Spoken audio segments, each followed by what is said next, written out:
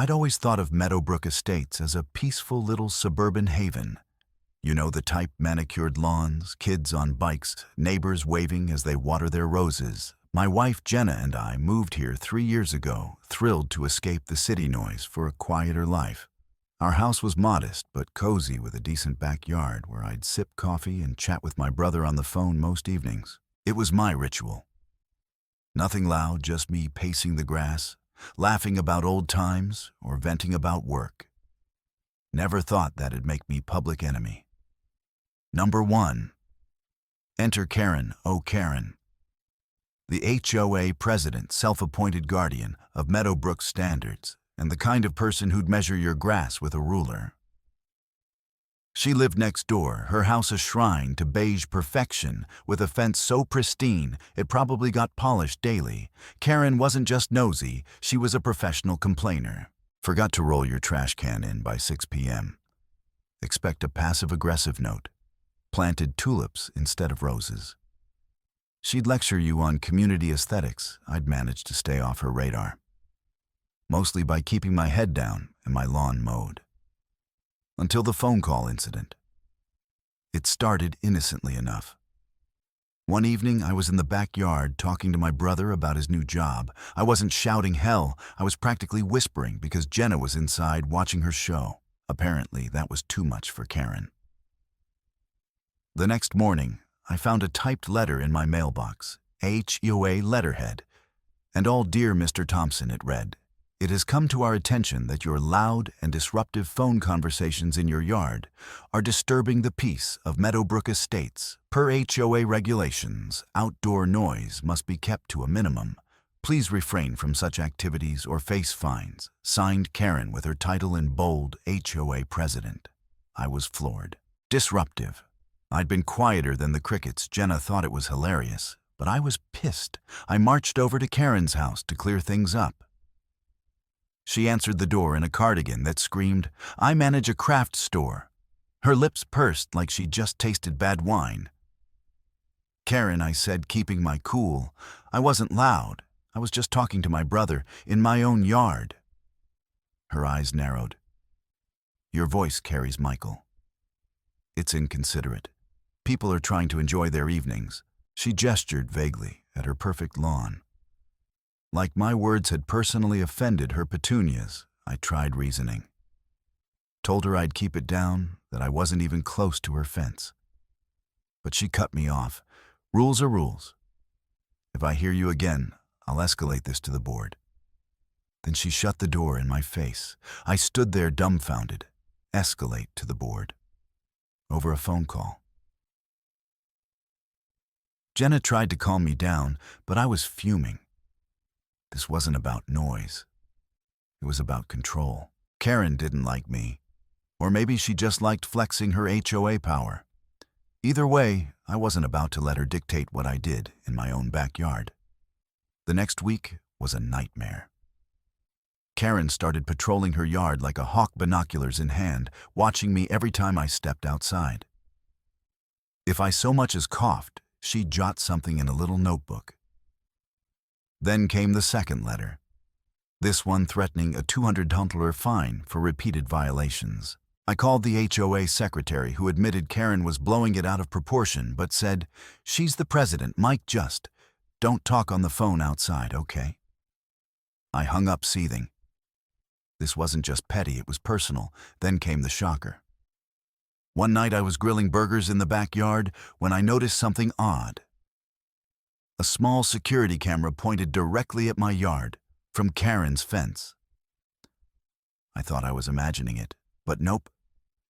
There it was, blinking red, recording my every move. I confronted her the next day. "Karen, is that a camera aimed at my property?" She didn't even blink. "It's for security," she said, smirking. "If you're not breaking rules, you have nothing to worry about." That's when I snapped. Not outwardly, I smiled, nodded, and walked away. But inside, I was done playing nice. Karen wanted war, she'd get it. I'm not a vengeful guy, but I'm creative, and I'm handy. Back in college, I'd built soundproof recording booths for my music buddies, so I knew a thing or two about acoustics. Karen's complaint was about noise, right?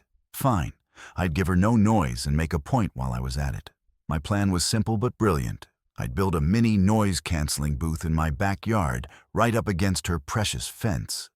Not just any booth, a sleek, professional-looking one, complete with insulation, acoustic foam, and a big, bold sign to rub it in her face. If she wanted to spy on me, she'd see me winning.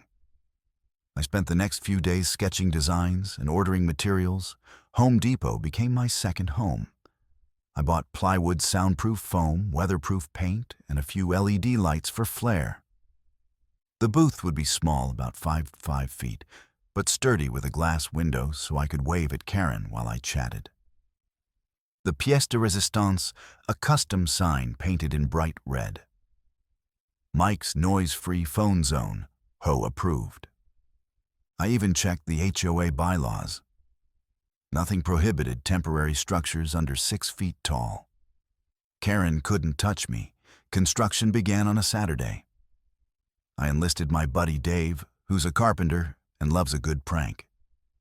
We worked fast, hammering and painting, while Jenna kept us supplied with lemonade. Neighbors started gathering, curious about the commotion.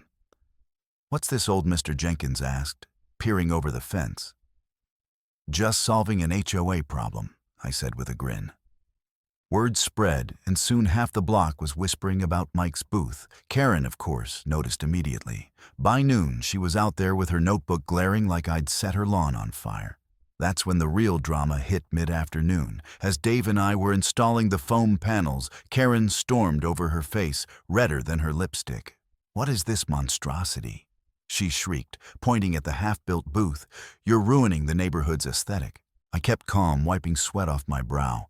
"It's a noise-canceling booth, Karen, so I can talk on the phone without bothering you. Isn't that what you wanted?" She sputtered, unable to argue with her own logic. Then she dropped the bomb. "I'm calling the police." "That thing's a safety hazard, the police over a 5-foot booth." I laughed, which only made her madder. Sure enough, an hour later, a cop showed up, Officer Ramirez, who looked like he'd rather be anywhere else. Karen ranted about illegal structures and public disturbances, but Ramirez just sighed. "Ma'am, it's on his property and it's not breaking any codes. There's nothing I can do." He glanced at the booth, then at me. "Nice work, by the way." Karen looked like she'd choke on her own rage.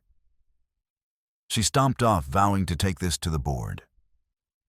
That night, I couldn't sleep. Not because I was worried, because I was excited. The booth was almost done, and I could already picture Karen's face when she saw the sign. Dave and I finished it the next day, painting it a sleek black to contrast her beige empire. The LED lights gave it a futuristic glow, and the sign, oh, it was perfect, bold, and impossible to miss. I tested the booth that evening, calling my brother from inside. Crystal clear sound, zero noise leakage. I waved at Karen's camera through the window, grinning like a kid, and the fallout was glorious. Karen tried to rally the HOA board, but most of them thought she was overreacting. The booth complied with every rule, and my neighbors, fed up with Karen's tyranny, started dropping by to congratulate me. Mrs. Lopez brought cookies. Mr. Jenkins called it a work of art. Even the HOA secretary texted me. "You're my hero." Karen's camera mysteriously stopped blinking a week later. Either she gave up or it broke from overuse. But the real punchline came at the next HOA meeting. Karen tried to propose a new rule, banning unsightly structures clearly aimed at me. Before she could finish, Mr. Jenkins stood up, holding a petition signed by half the neighborhood. "We propose a new rule," he said, "limiting HOA presidents to 1 term and restricting surveillance cameras." The room erupted in cheers. Karen's face went white.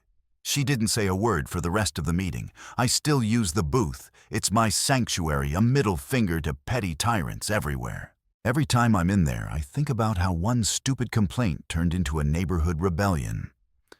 Karen's still next door, but she keeps her distance now. Her notebook nowhere in sight. Sometimes I catch her glaring at the booth, and I just wave. Life's too short for her nonsense. Meadowbrook's a little freer now, and I like to think I had a hand in that, the end.